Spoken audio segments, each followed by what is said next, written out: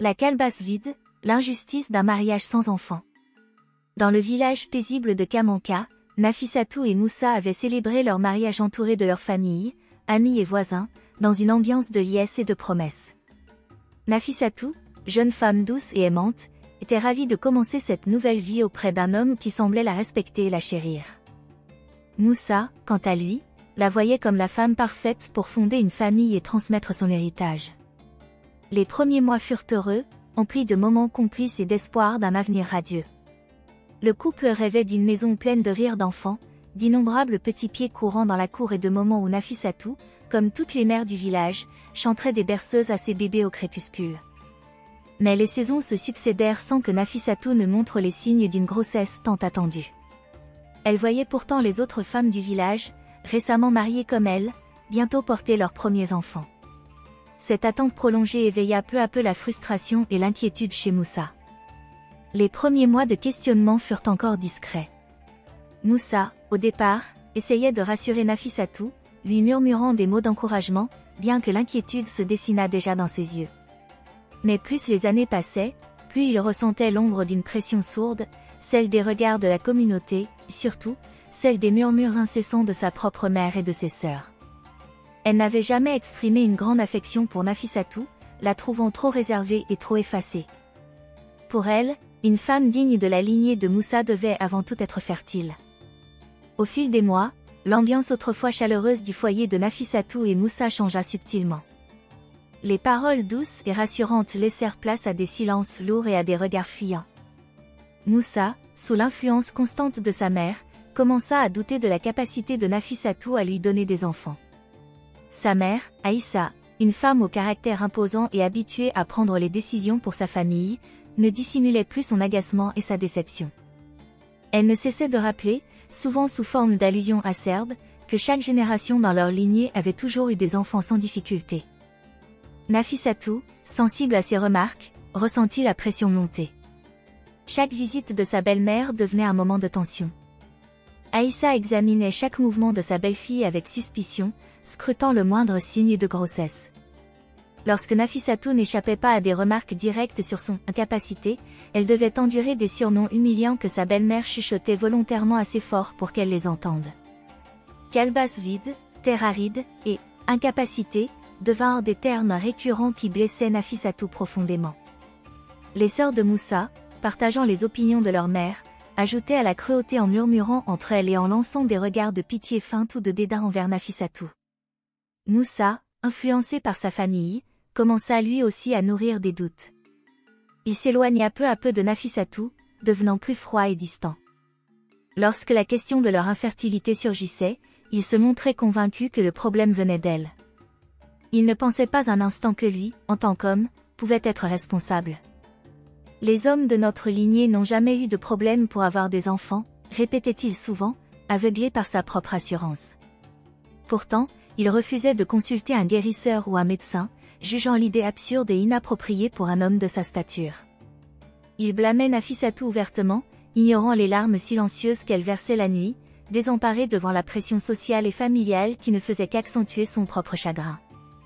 La tension entre Nafissatou et sa belle famille atteignit bientôt des sommets insoutenables. Chaque repas en présence d'Aïssa, la belle-mère, se transformait en une épreuve où Nafissatou subissait des remarques voilées et des sous-entendus cruels. La moindre maladresse devenait prétexte à des piques. Aïssa lui reprochait même son apparence en lui disant, par exemple, « Les vraies mères prennent soin d'elles car elles savent que bientôt, elles porteront la vie. » Les regards des autres femmes de la famille, rieurs et complices, accentuaient la honte de Nafissatou, qui se sentait de plus en plus isolée. Même les voisines, influencées par les murmures de la belle-mère, commençaient à éviter Nafissatou ou à la regarder avec pitié, comme si elle portait une sorte de malédiction.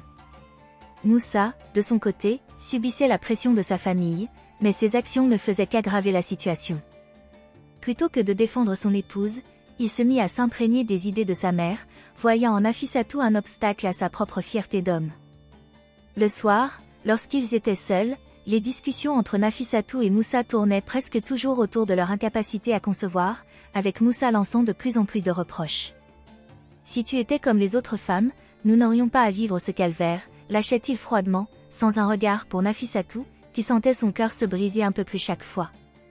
Les tentatives de dialogue se soldaient par des disputes amères. Nafissatou essayait tant bien que mal de lui expliquer qu'elle aurait voulu se rendre chez un guérisseur ou consulter, mais Moussa rejetait toute idée d'assistance, persuadé que seul le côté féminin de leur union posait problème. Sa fierté masculine le rendait hermétique à toute remise en question de sa propre fertilité, et il s'entêtait dans un déni rigide. Pour Nafissatou, cette obstination devint un poids insupportable, la laissant seule à porter la responsabilité de leurs difficultés à concevoir.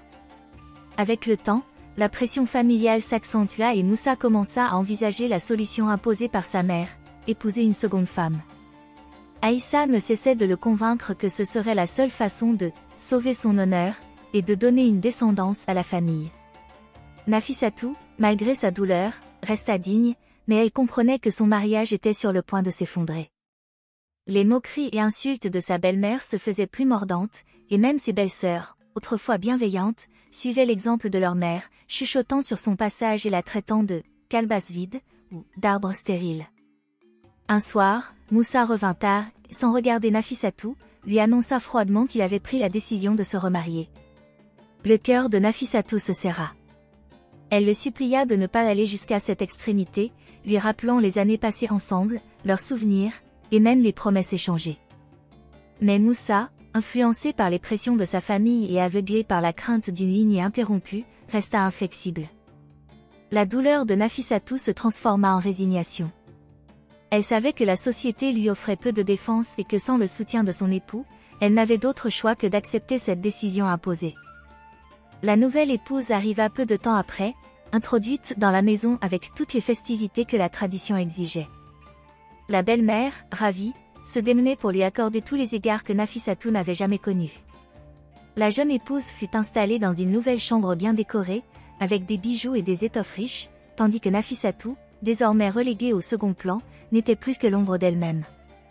L'arrivée de la nouvelle épouse ne fit qu'accentuer l'humiliation de Nafissatou, qui, chaque jour, voyait son foyer se transformer en un lieu de douleur et de rejet silencieux. Pourtant, elle conservait une dignité poignante, affrontant sa souffrance en silence, espérant qu'un jour la vérité éclaterait. Les jours passèrent et la pression grandit encore. Moussa, influencé par sa mère et sa propre conviction que Nafissatou était responsable de leur malheur, finit par la répudier. Avec un cœur brisé et une dignité amère, Nafissatou rassembla ses affaires et quitta le foyer qui avait été le sien, subissant les moqueries et les regards méprisants de sa belle famille.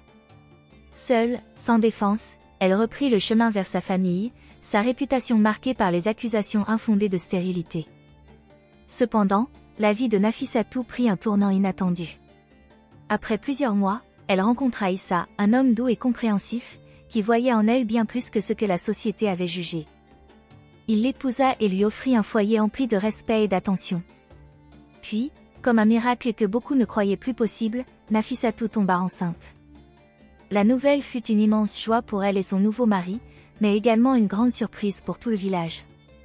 Lorsque Nafissatou donna naissance à un fils en bonne santé, des murmures parcoururent les rues et les cases, atteignant rapidement l'oreille de Moussa et de sa famille.